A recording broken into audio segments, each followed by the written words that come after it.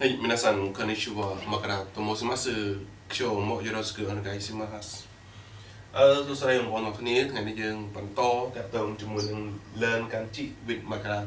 ទៀតអញ្ចឹងនេះអក្សរទី1ដែលយើងរៀនថ្ងៃនេះគឺអក្សរនេះគឺអក្សរមាត់អញ្ចឹងយើងឃើញមាត់មាន4ជ្រុងយើងឃើញអក្សរមាត់នេះមាន4ជ្រុង1 2 3 4ហើយនេះគឺអក្សរមាត់របស់មនុស្សយើងហ្នឹងគឺលក្ខណៈអញ្ចឹងមាត់នេះអង្គយកមីវាកោគឺខ្ញុំនិយាយវាគឺខឺឈីហ្នឹងគឺប្រែថាមាត់ចឹងយើងចាំថាខឺឈីគឺមាត់ណាខឺឈីគឺប្រែថាមាត់អក្សរបន្ទាប់គឺអក្សរមេគឺភ្នែកចឹងភ្នែកហ្នឹងគឺលក្ខណៈម៉េចគឺភ្នែកហ្នឹងគឺភ្នែករបស់មនុស្សយើងគឺអញ្ចឹងចឹងភ្នែកអង្គយមិគឺមកគឺហើយនឹងពោគឺមកគឺនឹងពោគឺចោះគឺយមិវាគឺមេហើយនឹងមេតោះនេះគឺជាអក្សរកាតាកាណានេះគឺអក្សរហេរ៉ាកាណាចាំប៉ុណ្ណឹងអង្គអីគេអង្គកាតាកាណាគឺហេរ៉ាកាណាយើងចាំពីរហ្នឹងទៅហើយមួយទៀតគឺអក្សរត្រជីនេះគឺអក្សរត្រជីអញ្ចឹងនៅពេលដល់ត្រជីយើងគូរូបសញ្ញាត្រជីមួយមកអញ្ចឹងយើងគូរូបត្រជីមួយមកគឺសញ្ញាត្រជីគឺមី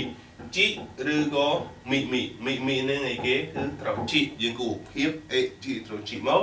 ហើយមួយទៀតគឺអក្សរដៃអីគេដៃគឺតេអីតេគឺប្រែថាដៃនេះគឺអក្សរដៃនេះគឺម្រាមដៃតនតេគឺដៃតេអង្គយកមីវាអីគេឈឺគឺតេឬក៏តាឬក៏តាអញ្ចឹងគឺដៃអញ្ចឹងនៅពេលដែលយើងកាត់ជីកយើងមួយហើយយើងរៀនអំពីគំនូសសរសេររបស់វា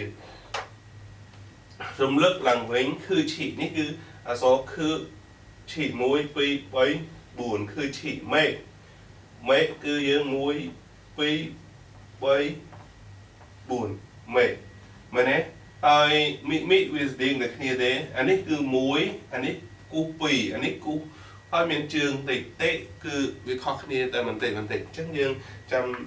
ហើយអ្វីដែលសំខាន់នៅក្នុងវីដេអូមិនចាំបាច់ចេះសរសេរក៏បានដែរប៉ុន្តែយើងត្រូវចំណាំថាអក្សរ4ជ្រុងនេះដូចអក្សររោកតាកណាមិនអក្សររោប៉ុន្តែនៅក្នុងកានជីគឺឈីគឺអក្សរមាត់នេះគឺអីគេបើសិនមកវាប៉ុណ្ណេះ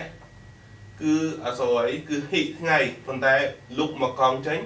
គឺវាទៅជាមេគឺភ្នែករបស់យើងគឺភ្នែក2នេះគេដាក់1 2មកដើម្បីមើលឆ្ងាយហើយនេះគឺត្រជី1នេះគឺត្រជីវាដើម្បីស្ដាប់វាគឺហ្នឹងគេហៅត្រជីមីហ្នឹងអក្សរត្រជីហើយនេះគឺអក្សរដៃតេហ្នឹងគឺដៃអញ្ចឹងយើងចំណាំប៉ុណ្ណឹងដើម្បីជា